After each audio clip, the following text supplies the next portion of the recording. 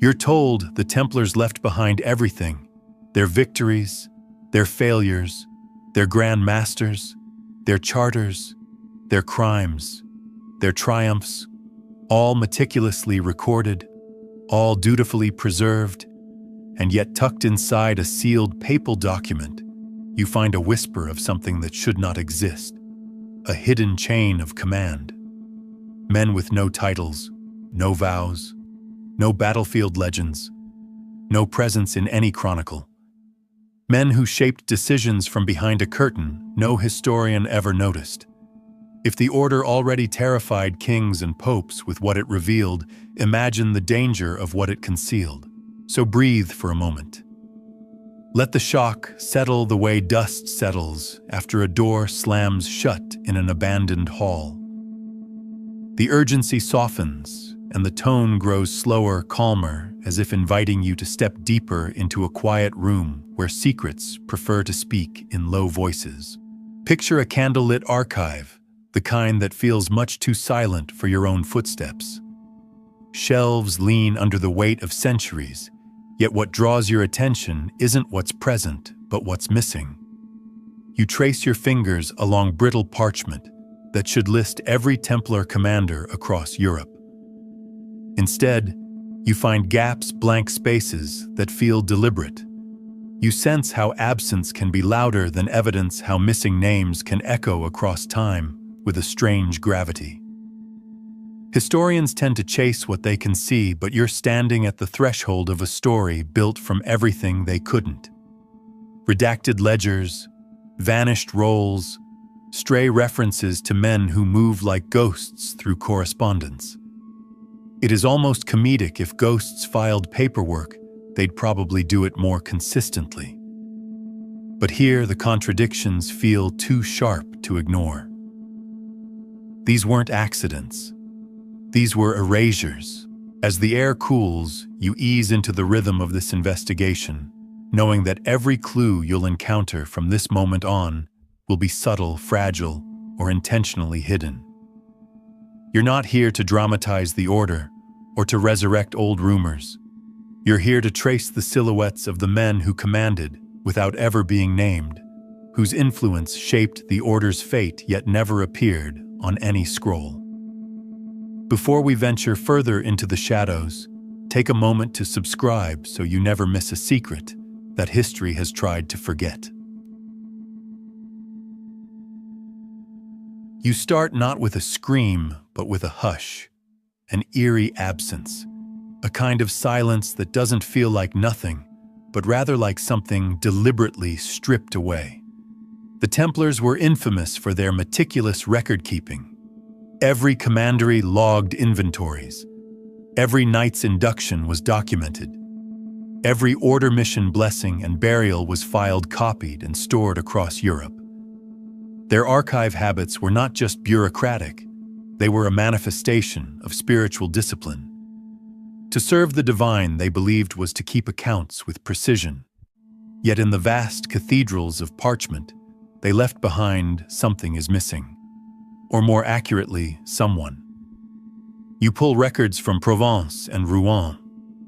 They mention orders dispatched from commanders whose names you expect to match the Grand Master's register, but they don't. The signatures differ. The tone of the directives feels older, colder, less pious. And as you cross-reference these letters against military movements from the same month, you begin to notice a pattern. Some campaigns, minor ones but not insignificant, appear to have been orchestrated by people who are never identified. Just titles, just instructions, as if the signature were deliberately scrubbed. Of course, some gaps in medieval archives are natural. Rats eat paper, fire eats vaults. But this is different. The missing names appear strategically placed, not random. As though someone tried to erase only certain actors, those who didn't fit the chain of command. What historian Alain de Murger once referred to as lacunae of intent. Gaps created not by time, but by policy. Then there are the redactions. In a preserved ledger from the commandery of La Rochelle, dated to 1278, two entire lines of names have been blacked out, not scraped, but inked over. Why ink over something, unless you knew someone might come looking? Why not simply destroy the document? You wonder if perhaps that's the joke, that hiding something in plain sight beneath a dark line is more intimidating than a flame. It suggests the thing was too dangerous to forget and too dangerous to reveal. There is a curious detail buried in an inquisitorial summary from the trial of Templar treasurer Hugues de Perraud. When questioned about the movement of funds between Cyprus and southern France, he mentions a man who gave no name, but whom all obeyed. The scribe adds a curious note in the margin, not listed among the brethren. A casual observer might dismiss it. A tired clerk might ignore it.